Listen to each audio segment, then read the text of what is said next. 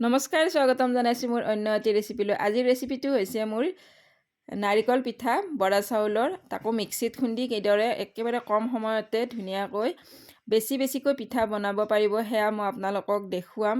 মিক্সিত খুন্দি কিদৰে এখন টাৱাতে 2-3টাকৈ পিঠা অতি সোনকালে বনাব পাৰিব আৰু পিঠাকেইটা খুব মচমচীয়া হয় আৰু খাবলৈও সোৱাদ লাগে এনেদৰে বনালে। আৰু মই আপোনালোকক সম্পূৰ্ণকৈ ভিডিঅ'টো দেখুৱাম, তাৰ বাবে চাই থাকিব একেবাৰে ফাৰ্ষ্টৰ পৰা লাষ্টলৈকে। কিন্তু পিঠাকেইটা ধুনীয়া হয়, বনাও লাগি থাকে। যিহেতু ইয়াতে ঢেঁকী নাই ওচৰে পাজৰে, গতিকে মই মিক্সিত খুন্দিয়ে পিঠাকেইটা বনালোঁ। আৰু একেবাৰে কম পিঠাগুড়িৰে কিন্তু বহুত পিঠা উঠিব, বহুত পিঠাই আপোনালোকে বনাব পাৰিব। তেন্তে বলকচোন ভালদৰে মই আপোনালোকক দেখুৱাওঁ।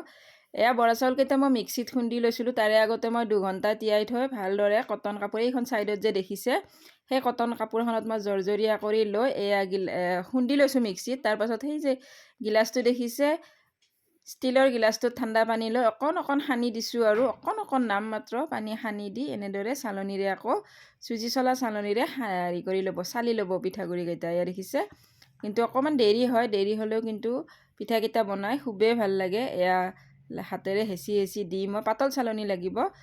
এইকেইটা পিঠাগুড়ি মোৰ একেবাৰে কম, মাত্ৰ 2 টেমা চাউল মই খুন্দি লৈছোঁ। যিহেতু মোৰ ছোৱালীৰ পৰীক্ষা, মই ইমান সেয়া কৰি থকা নাই, বেছি পিঠাগুড়ি মানে চাউল তিয়াৱা নাছিলোঁ। আৰু নাৰিকলো ভাজি ল'লোঁ। লৈ এয়া দেখিছে মোৰ ইতিমধ্যে কেইটামান পিঠা হৈয়ে গ'ল বনোৱা, কেইটামান বনাই ল'লোঁ।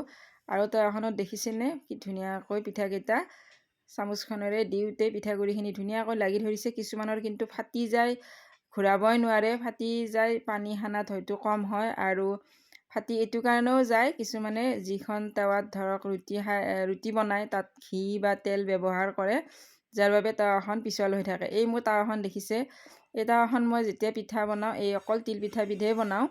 তাৰপাছত মই উঠাই থৈ দিওঁ আৰু এটিকৈ পিঠা বনাই মই এনেদৰে মুচি পেলাইছোঁ। আপোনালোকক এটিকৈ বনায়ো দেখুৱাইছোঁ আৰু মই 2টিকৈ বনায়ো দেখুৱাম, চাই থাকিবচোন।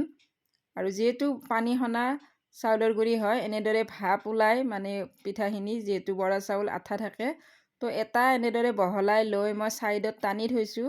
দেখিছে, তেতিয়া ধুনীয়া জৰজৰীয়া হ'ব পিঠাকেইটা, মানে মচমচীয়া হ'ব। তাৰপাছত আনটো দি দিছোঁ, দি মই নাৰিকলৰ পুৰ দি দিছোঁ।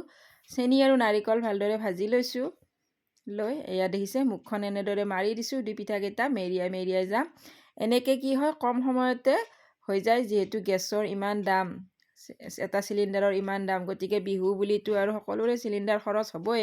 কিন্তু আমি কম সময়ত বা কম খৰচত যাতে পিঠাবোৰ বনাব পাৰোঁ, সেইটো আমি গৃহিণীসকলে মন কৰা উচিত। আমি ইফালে বিহু বা ঈদো পালিব লাগিব, কিন্তু খৰচৰ প্ৰতিও আমি মন কাণ কৰিব লাগিব।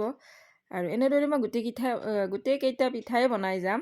আৰু লাষ্টত যে একেবাৰে পিঠাবোৰ বনাও লাগি থাকে, এনেদৰে দেখিছে মই এনেকৈ থাপি থৈ দিছোঁ এটা টানি আনি। আৰু তেতিয়া কি হয়, পিঠাকেইটা বেকা নহয়, ভাল হয় পিঠাকেইটা। একেবাৰে ঢেঁকীত খুন্দা পিঠাগুড়িৰ পিঠাৰ নিচিনা হ'ব। কেতিয়াবা চাবচোন এনেকৈ পানী সান্দা পিঠাবোৰ বেকা হৈ যায়।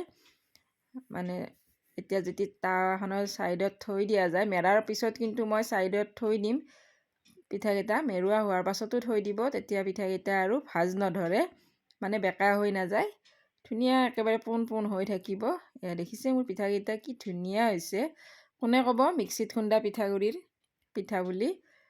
এনেদৰে মই দেখিছে কিমান ভাপ ওলায়, যিহেতু পানী সানিছোঁ সেইকাৰণেই ভাপটো ওলায়, এনে কিন্তু ইমান নোলায়, অলপ কমকৈ ওলায়।